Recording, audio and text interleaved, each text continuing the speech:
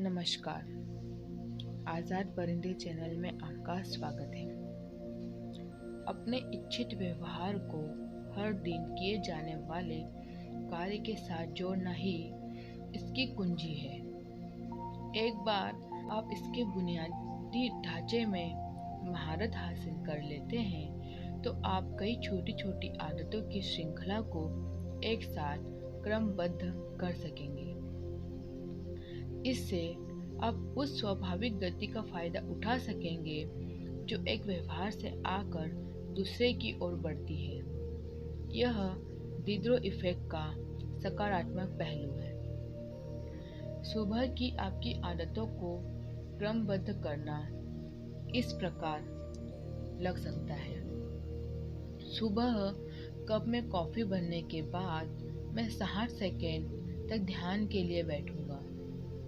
ध्यान में 70 सेकेंड बिताने के बाद मुझे दिन भर में क्या करना है उसके बारे में लिखूंगा। दिन में क्या क्या करना है उसे लिखने के बाद तत्काल मैं पहले काम पर आ जाऊंगा। या आदतों को इस तरह से संध्या में क्रमबद्ध करने की कल्पना करें। डिनर खत्म करने के बाद मैं अपनी प्लेट सीधे डिश वॉशर में रखूंगा। अपनी डिश को उसमें रखने के तत्काल बाद मैं काउंटर साफ कर दूंगा। काउंटर साफ करने के बाद मैं सुबह के लिए कॉफ़ी का कप तैयार करके रख दूंगा। अपने रोजमर्रा के कामों में आप नए व्यवहार को भी शामिल कर सकते हैं। उदाहरण के लिए आपका सुबह का रूटीन कुछ ऐसा है: उठना, बिस्तर ठीक करना, नहाना। मान लीजिए अब हर रात ज़्यादा पढ़ने की आदत को विकसित करना चाहते हैं। इसके लिए आपको आदतों के क्रम को बढ़ाना होगा, जो इस तरह का हो सकता है: उठना, बिस्तर ठीक करना, अपने तकिए के नीचे एक पुस्तक रख देना और नहाने जाना। जब आप रात को बिस्तर पर पहुंचेंगे तो लुत्फ लेने के लिए पुस्तक आपकी प्रतीक्षा में होगी। कुल मिलाकर आपको क्रमबद्ध करना आपको कुछ सरल नियम बनाने की गुंजाइश भी देता है, जिनसे आप भविष्य के व्यवहार के प्रति तैयार हो सकेंगे। इसका मतलब यह है कि अगला कार्य कौन सा होगा, इसकी कार्य योजना पहले से आपके पास होगी।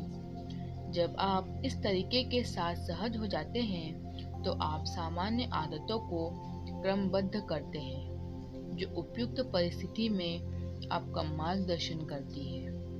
व्यायाम: जब मैं सीढ़ियाँ देखूंगा तो मैं एलिवेटर की बजाय उसी का प्रयोग करूंगा। सामाजिक कौशल: जब मैं किसी पार्टी में जाऊंगा तो मैं उनसे मिलूंगा जिन्हें मैं नहीं जानता। वित्त: जब मैं $100 में कुछ खरीदूंगा तो उसे खरीदने से पहले मैं 24 घंटे प्रतीक्षा करूंगा। सेहतमंद खाना: जब भी मैं खाना खाऊंगा तो सबसे पहले मैं प्लेट में सब्जियां रखूंगा। न्यूनतम आवश्यकता: जब मैं नई वस्तु लूंगा तो एक को हटा दूंगा, यानी कम करूंगा। एक लाओ, एक बाहर करो। मूड: जब फ़ोन की रिंगटोन सुनाई देगी तो मैं लंबी गहरी सांस लूंगा और उत्तर देने से पहले मुस्कुरा दूंगा। विस्मृति: जब मैं किसी सार्वजनिक स्थान से जाऊंगा तो अपनी टेबल और कुर्सी ध्यान से देखूंगा कि कुछ भूल तो नहीं रहा हूँ। इससे अंतर नहीं पड़ता है कि इस रणनीति को कैसे उपयोग में लेना है।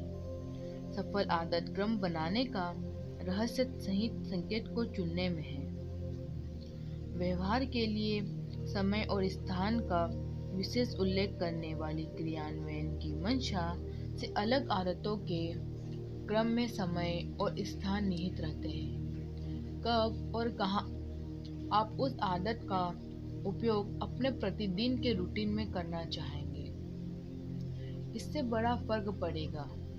यदि आप अपने सुबह के रूटीन में ध्यान शामिल करने की कोशिश में हैं, लेकिन सुबह बहुत अस्त व्यस्त रहती है और बच्चे कमरों में दौड़ रहे होते हैं, तो ऐसे में यह स्थान और समय गलत होगा।